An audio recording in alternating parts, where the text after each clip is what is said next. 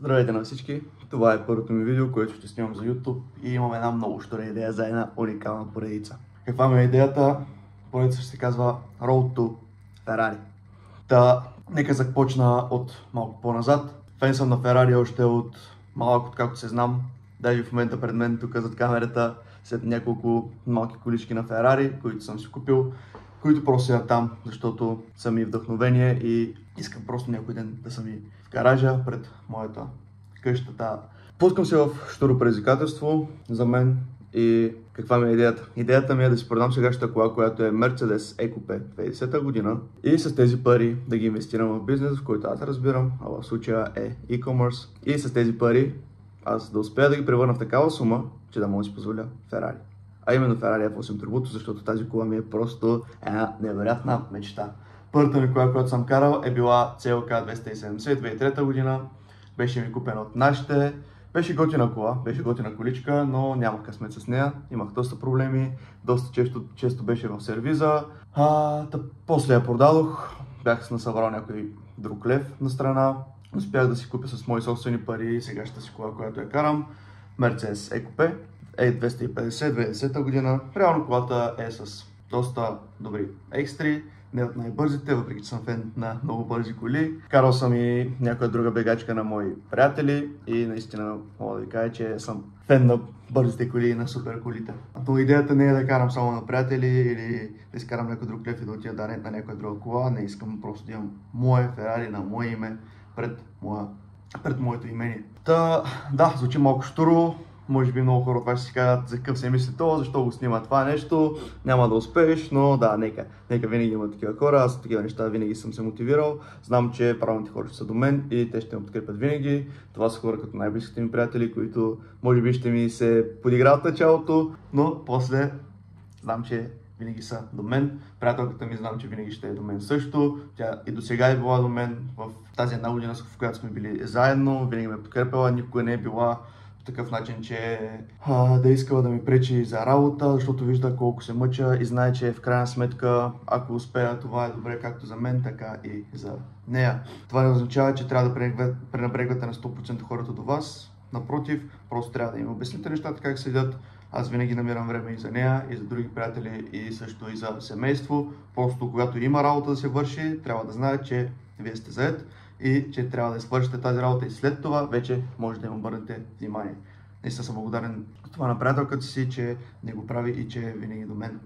Още за мен, завършил съм в Германия, дали университета ми помогна много. Това, което научих в университета не, но това, че бях в Германия, може би помогна доста, защото там изградих доста стабилни връзки, доста стабилни приятелства с някои хора и мисля, че това ми помогна доста в живота, да разбера също какво е да живееш сам, въпреки че съм живял сам преди това в България, тъй като съм от село, града, в който учих аз. Гимназията беше по-далеч и всеки ден да пътувам не беше най-добрата опция, тъй като тренирах и футбол. Закъснявах, трябваше много късно се връщам, по-добрата опция беше да оставам там. Да, тренирал съм футбол, както виждате не съм професионален футболист, въпреки че съм достигнал до най-високото ниво на футбол в България. Бил съм в А-група, в Арда, нямам официални мачове, това не знам дали ме прави професионален футболист, май не. Но да, бил съм в А-група, година и половина в Арда Гърджали. Ходил съм на различни лагери с тях, имам записани мачове на скамейката, защото нямаха достатъчно хора, но все пак. Бил съм на различни лагери, там съм играл няколко мача, не съм бил най-добрият футболист, тъй като вече не съм в А-група, нали? Но тогава бях много упорит, както съм във всяко едно друго мое начинание.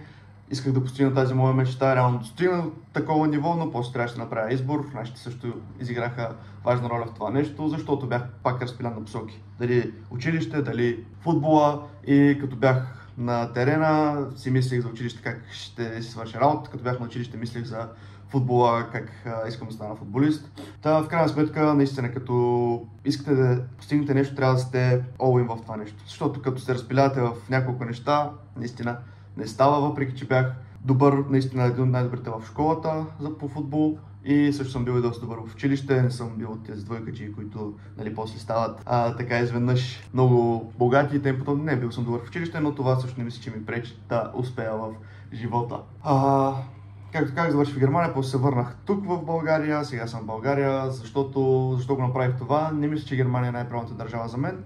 Мисля, че там по-скоро е за хора, които искат да се развиват кариерно, искат да направят кариерно развитие, а на мен целта ми не е това да работи цял живот за някой друг човек. Да, нали, има пари в това нещо, може да се успее, но както ви казах, не е за всеки. Аз имам по-различни цели от това, но никога не казвам, че е лошо човек да иска да преследва някаква друга кариера или да работи 9 до 5, както много хора ги хейтят и тем подобни неща. Не. Всеки е тръгнал от някъде и всеки си има различни цели и различни виждания за живота, така че нека всеки си прави каквото си пожелае, каквито са му целите. В момента съм тук в България, защото мисля, че тук средата за e-commerce е доста по-добра, предимно за запознанство и темпото, защото е доста по-лесно да се докоснеш до тези хора и срещу те са доста по-близко се държат с теб, отколкото хората в Германия, така да го кажа, защото там е наистина по-трудна интеграцията. Та мисля, че това ще ми е един голям плюс на мен. Също имам доста по-голяма среда тук, приятелите са ми повече тук, това ме зарежда мен, приятелката ми е тук и като цяло се чувствам наистина у дома. Може би е малко по-комфортна зона, но като съм далеч от семейство и всичко и се оправям сам, мисля, че все пак съм извън комфортна зона, не ме гледа никой, а аз съм си стъпил на краката. Просто идеята е да си стъпил още по-здраво и да съм още по-финансово независим от никого. Не, че сега съм, но все пак. Даже искам да помагам на хората около мен. Искам да мога да подарявам най-добрите неща на родителите ми, на мои приятели, които са били до мен и да им помагам с всичко, което мога. Се радвам да подкрепите в тази моя поредица. Първото нещо, което трябва да направя, да намеря човек, който ще ми купи колата. Вече ми звъня няколко човека, но също никой не е дошъл да я види. Да, ако познавате някой или също вие се интересувате, се радвам да ми помогнете с това мое предизвикателство, тъй като ако купите колата, ще стане доста по-бързо. Мисля, че това лято, даже по-скоро, ще успея да я продам. Това да означава, че ще чакам да я продам и ще започна тогава. Не, вече съм започнал да се занимавам с някои неща и се надявам те даже мисля, че някой от тях ще захване и просто капитала от колата ще е бонус. Идеята на тези видеа ще е не само да снимам какво правя през деня, а също така някои видеа ще влезем в ад акаунта, ще ви покажа какво реално правя, какъв е целият ми словен процес около рекламите и всичко. Да, не съм от най-опитните в сферата, но мисля, че имам достатъчно опит, че да мога да науча някои хора, които започват тепърва на доста неща. Няма да ви продам курсове, не е моето нещо. Искам да си направя парите по различен начин. Ще ви помагам с тези видеа и знам, че ще са ви полезни както на вас, така и на мен, защото ще ми отворят също врата, даже по-скоро врати, за да запознам с хора, които са успешни в e-commerce в България. Ако мога да успея, също ще ви снимам видеа от събирания, които се правят от по-висок левел хора, които повечето от вас може би ще познавате, ако се интересувате от e-com. Road to Ferrari започва, знам, че ще успея. Целта е до 3 до 5 години, тая моя мечта да се осъществи и до пътя до там мисля, че ще успея да се осъществя още една моя мечта, става просто много за кола. Другите мечти ще се осъществят покрай тях. Другото, което освен финансовото нещо, в момента всичко ми е супер, не мога да се оплача от нищо, здрав съм, всичко ми върви супер, имам уникална приятелка, семейството ме до мен, подкрепяме, приятелите са ми до мен и ме подкрепят. Единственото, което остана е да се осъществя финансовата мечта и да мога да ги зарадвам и тях с това, което реално заслужават, защото тези хора наистина заслужават много. Няма да казвам имена, те ще се разберат като им дойде време, просто ще си го разберат. Благодаря, че гледате първото ми видео и ще се радвам да ме подкрепяте. Road to Ferrari започва и ще е успешно. Айде на всички!